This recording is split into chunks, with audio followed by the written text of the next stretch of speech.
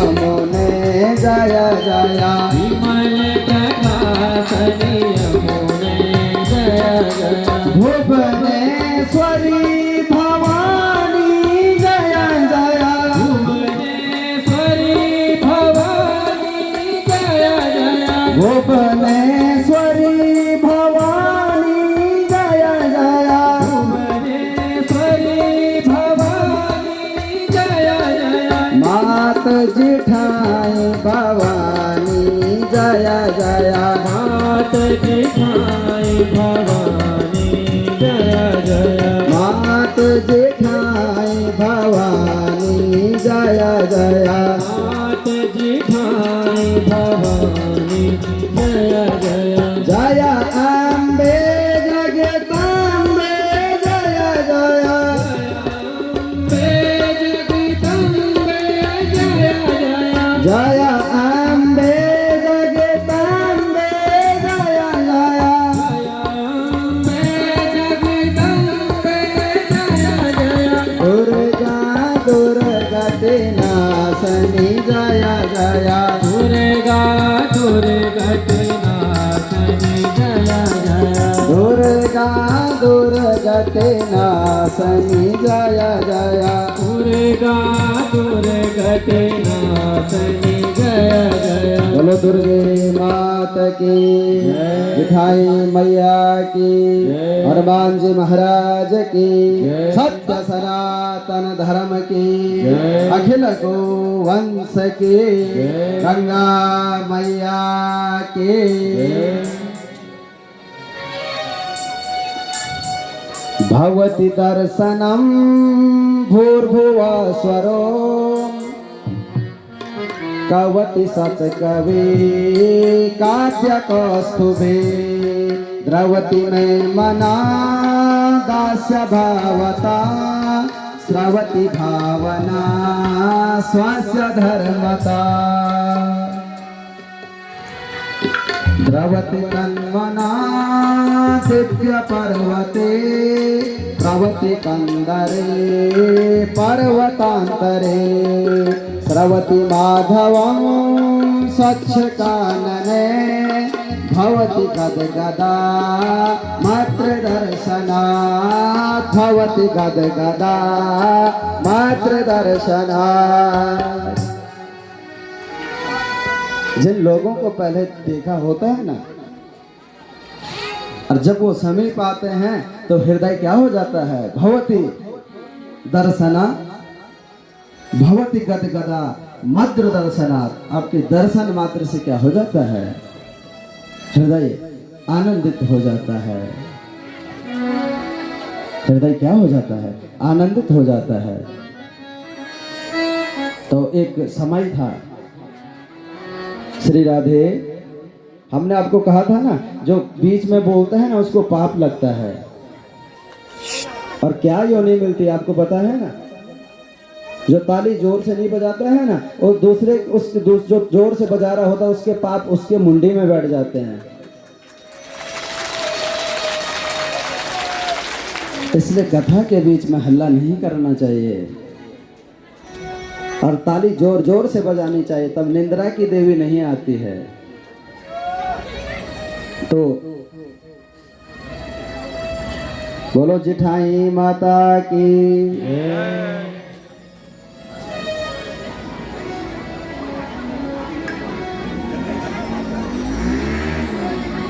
मेरा बहुत छोटा होता मैं दाढ़ी मूछ कुछ नहीं आई होती थी, बहुत छोटा था। पुनर्बलन जब मिलता है ना तो आदमी बहुत उन्नति करता है। और वो पुण्य पवित्र आश्विन ललित नारायण मिश्र जी, मेरा सौभाग्य था कि मैं मंत्र बोल रहा था, वो आहुति दे रहे थे। कितना सौभाग्य था। लेकिन मुझे कब पता चला, जब मैं नीचे आया और मेरे गुरुदेव ने मेरी पीठ थपथपाई, शाबाश बेटा। मैंने कहा गुरुदेव क्या हो गया है? बोला मिश्र जी ने कहा ना कि अच्छा वाचन कर रहे हैं, दुर्गा सप्तशती को बहुत शुद्ध पढ़ रहे हैं। तो आज मुख्य विकास अधिकारी चमोली IAS श्रद्धेय डॉक्टर ललित नारायण मिश्र जी हमारे बीच उपस्थित हैं।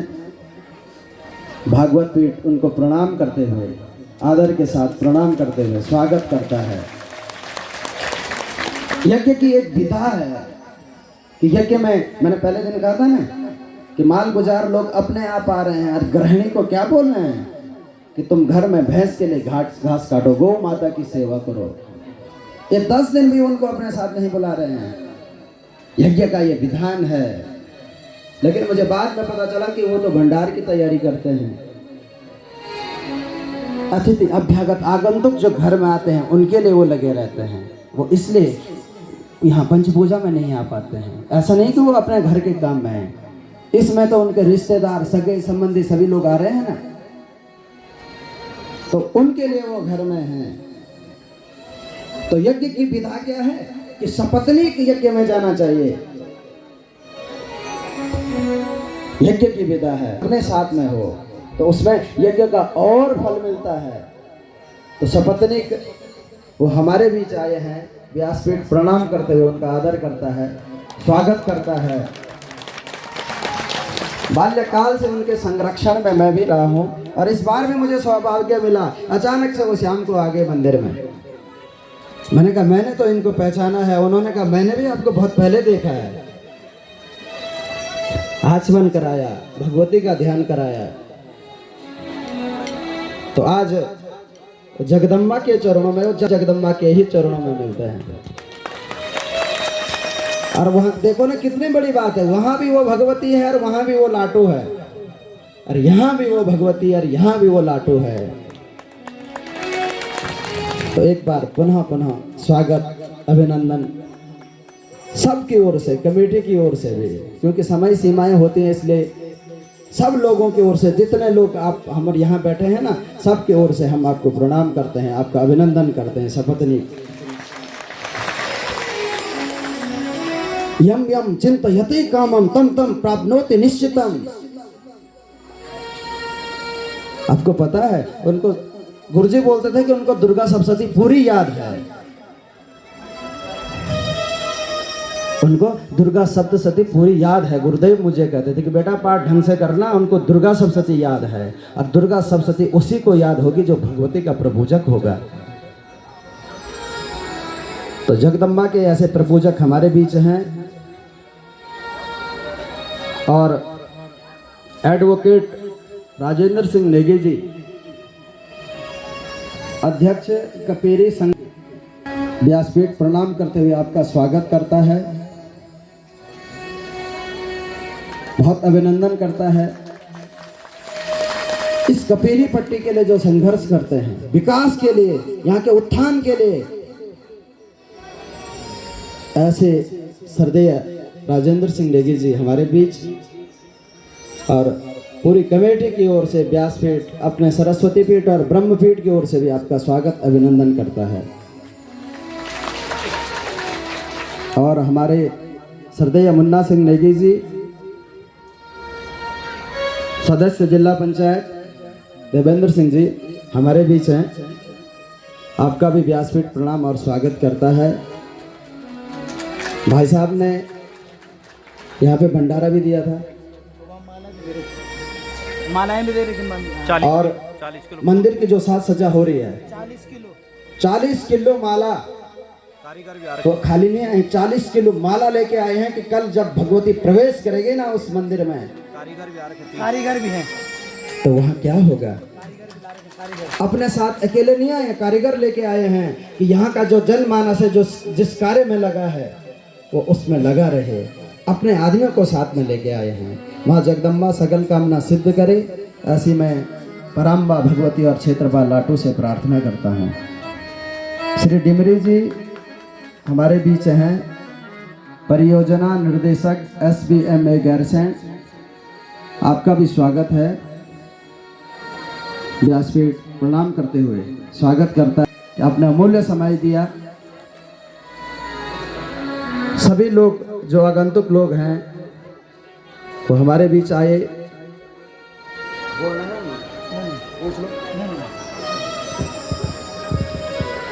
हमारे बीच आए तो प्रशंसा की बात है। और जब मैं प्रभात की पंच पूजा के समय यहाँ बैठा था ना, मेरे फ़ोन तो यहाँ वो होते नहीं है कि मैं यहाँ फ़ोन उठाऊं, क्योंकि इस पीठ का एक नियम होता है ना कि यहाँ मैंने किसी को प्रणाम नहीं करना है। यहाँ तो मैं सबको एक साथ प्रणाम के साथ राधे राधे इसीलिए तो बोल रहा हूँ। मैं जितनी बार राधे राधे बोलता हूँ ना, आप सोच लीजिए कि मैं प्रणाम कर रहा हूँ। तो मेरे साथियों के पास मेरा मोबाइल होता है, तो श्रद्धेय पवार जी ने बताया कि इस पे मैसेज आया है गुरुजी कि मेरे यज्ञकर्ता यजमान हैं श्री राकेश वर्मा जी, उन्होंने 251 रुपये भगवती के चरणों में समर्पित किए हैं। उन्होंने मेरे खाते में डाल दिए और मैं मंदिर समिति को दे दूंगा अपने से। तो वो रुद्रप्रयाग में है श्री गणेश ज्वेलर्स, वहाँ से उन्होंने ये दान राशि यहाँ भेजी है। मैं माँ जगदम्बा से उनके उज्जवल भविष्य की कामना करते हुए, और एक दूसरा मैसेज भी आया मेरे लिए कि भैया अगर तेरे पास पैसे हैं तो ठीक है, नहीं तो हम तेरे खाते में डाल देंगे, पर 501 रुपये हमारी तरफ से भी जगदम्बा के चरणों में डाल देना। मेरे पिताजी ने कहा है, मेरे पूज्य श्रद्धेय पिताजी का मैसेज आया है। तो फोन तो नहीं आया, मैसेज आया है कि भैया हमारी तरफ से भी ये दान राशि वहाँ दे देना जगदम्बा के चरणों में। तो मेरे नाती सारांश, वेदांश और मेरी नातिन आरना और सानवी और मेरे देश के सैनिक जो हैं, देश के रक्षक जो हैं, वो सब सुखी रहें। राधे राधे। तो सज्जना, कथा की ओर प्रवेश करते हैं। बोल रहे हैं। एक बार फिर माँ भगवती से प्रार्थना करता हूँ कि माँ भगवती की कृपा आपके पूरे परिवार पर बनी रहे और आप सदा सुखी और समृद्धि की ओर आगे बढ़ें। इसी के साथ मंच आपको देता हूँ। धन्यवाद। माँ के चरणों में प्रणाम करता हूँ और व्यासपीठ को नमन करता हूँ। कहते हैं कि उम्र मायने नहीं रखती है। जब सुखदेव जी व्यासपीठ पर बैठते हैं तो जो बड़े बड़े महात्मा हैं वो हैं, चूँकि व्यासपीठ अपने आप में एक बहुत ऊंचा पद होता है। और मेरे बहुत ही अभिन्न आचार्य सेमवाल जी, मैं छोटा भाई कहूँ या आचार्य कहूँ या तो व्यासपीठ का इस समय वक्ता कहूँ, बहुत ही मधुर कथा कहते हैं और हमारे भी रहे हैं। मैं समझता हूँ कि एक अच्छी कथा यहाँ पे चल रही होगी। और एक छोटी सी घटना बताऊँगा आपको। जब माँ की डोली बाहर आई और भ्रमण कर रही थी तो वकील साहब हमें बार बार फ़ोन करते थे कि सर आप आ जाओ एक बार।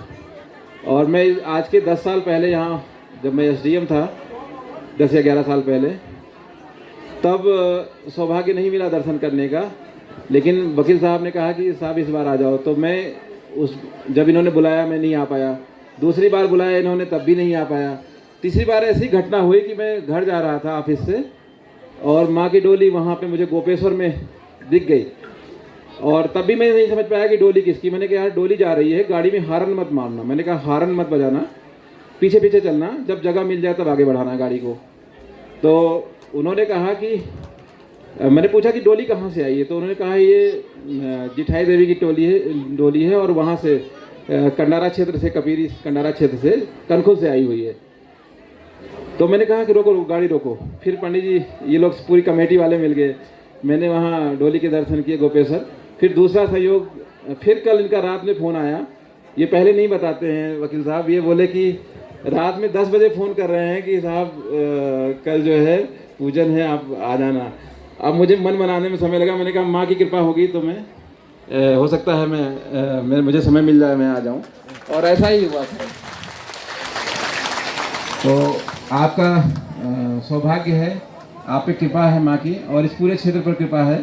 पूरा क्षेत्र क्या, जो माँ भगवती की बड़ी बहन हो वो तो सबकी बड़ी बहन है, तो सबकी बड़ी बहन जो है सबका ध्यान रखती है।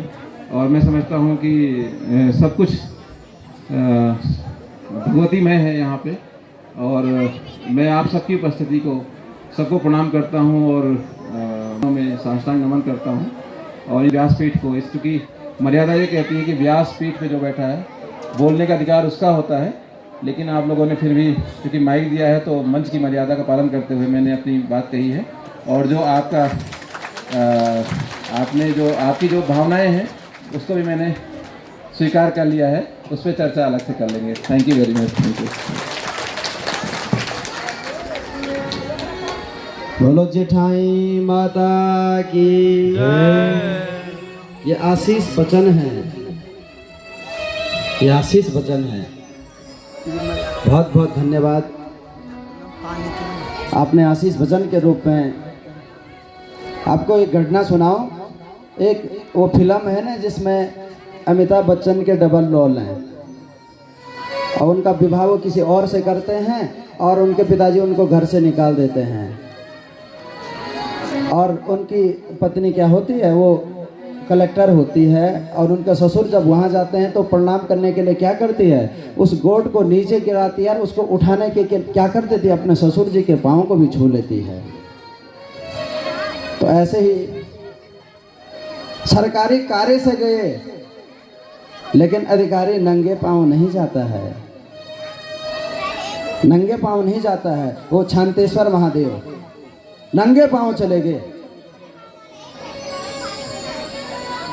ऐसा नहीं है कि वो केवल यहीं आए हैं, यहाँ तो वो सपत्नीक आए हैं, उन्होंने दिखा दिया है कि श्रद्धा और भक्ति कैसी होती है। लेकिन वो नंगे पाँव कहाँ गए हैं, वो शांतेश्वर महादेव को गए हैं। अगर मैं बोलता रहूँ ना तो आज की कथा सिर्फ उन्हीं पे होगी, तो इसलिए जेठाई माता के चरणों में चलते हैं। वो अटूट श्रद्धा और भक्ति से भरे हुए हैं। अविज्ञाय नरो धर्मं दुःखं मायाति याति च महापुण्य